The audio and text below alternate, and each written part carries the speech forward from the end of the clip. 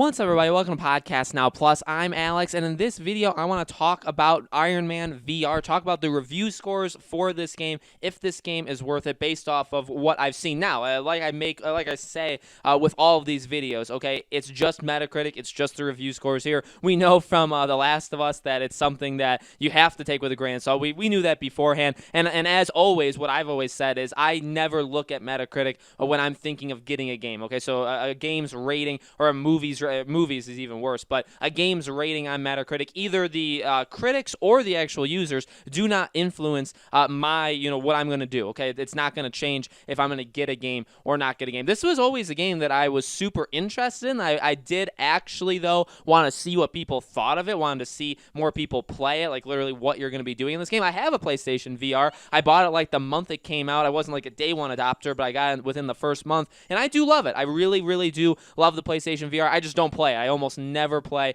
the VR. Way too, difficult to set up, way too many wires. I do like it, but I just don't play it all that often. But would Iron Man be the game to change my mind? Would this be the first, big, actual, as we've said, does it need AAA games? I think it does need bigger games. I think this game could have been it. And so what are the reviews saying? Well, honestly, they kind of agree. Now, the average score right now, based off of 27 critics, so I'm recording this yesterday, so it definitely, I think, will change as more people get this, but it's a 76, so a 7.6 out of 10, 76 out of 100, based off of 27 critics. And overall, reading through the blurbs of all of these people, I've seen gameplay, I've seen people talk about this game as well. This is seemingly one of the best, if not the best, PlayStation VR game. I think just what you see with the ratings and when people go into it, it's, well, just because it's the best game on VR doesn't mean it's a perfect game, right? And I think as you look through the scores, right, so you have a couple 90s, you have some 70s, you have some 60s and 50s.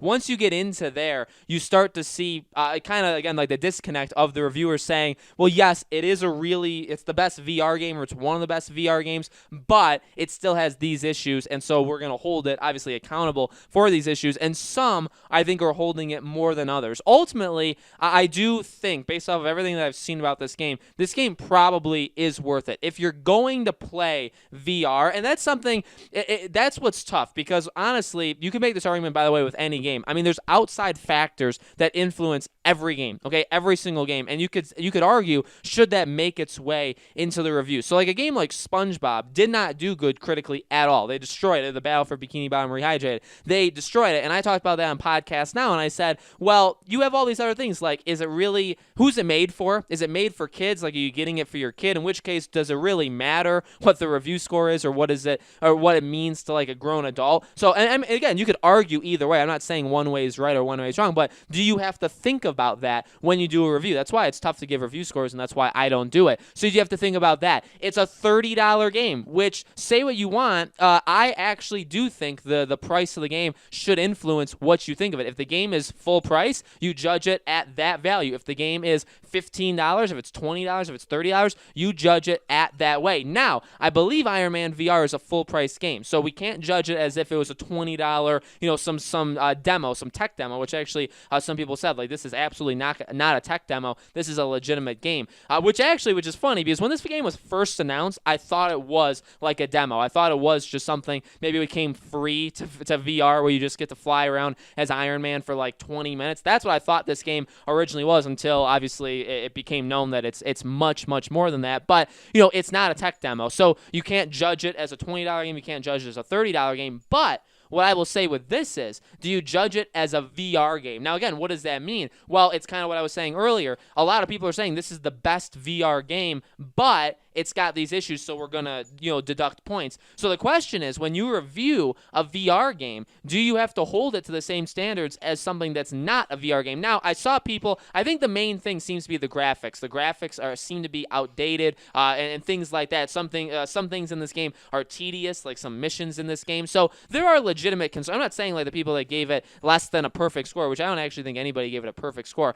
I'm not saying they're in the wrong. There's definitely issues with this game. But the question is, do you hold it to the level of other VR games? Because if you hold it to other VR games, the score probably is increased. But if you hold it to games in general, well, those aren't VR. Those aren't the same. You don't make the game the exact same way for those kind of games. You know what I mean? So do you have to change the score for something like that? So it's interesting. I mean, I'm not giving a definitive answer here. I'm just literally saying, is that something that you do? That's just a wonder of mine. I think this is probably right around what I would have expected. If I would have made a predictions video of where I thought the review scores would be for this game, this is probably where I thought. I don't think this game was going to get in like the high 80s or like the low 90s. Like, it's not that. Even though, again, like you could say, well, does The Last of Us deserve a 94, right? Does it deserve in the 90s Iron Man? No. Does it deserve like in the 50s or 60s? From everything that I'd seen previously, this game looked very, very solid. So somewhere in that 7 to 8 range was what I was expecting of this game. Again, it doesn't mean much to me. It just kind of signifies that, okay, it's kind of what you thought. This is a very solid game that if you have the VR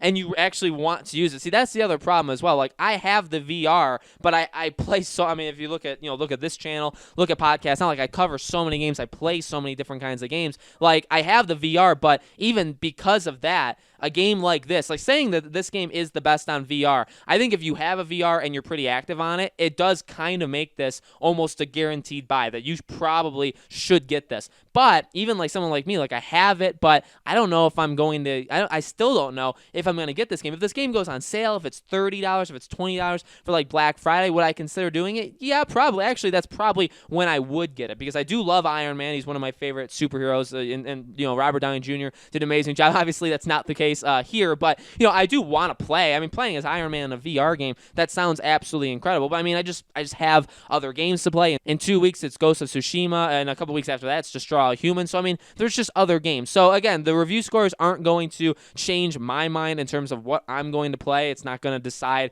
if I'm going to buy it or not. I probably will buy this game eventually, just not yet. But I definitely want to hear from you guys. What do you think in the comments below? Have you bought? Did you get this game day one? I believe technically it comes out 2 days. So are you planning on getting this game? Have you gotten this game? Does the review scores change your mind in any way? Let me know. As always, make sure you guys are subscribed to this YouTube channel. Hit the bell icon so you guys know when these videos go up. And thank you so much for watching, guys. I do a new video every single day, and so I hope to see you guys on tomorrow's video.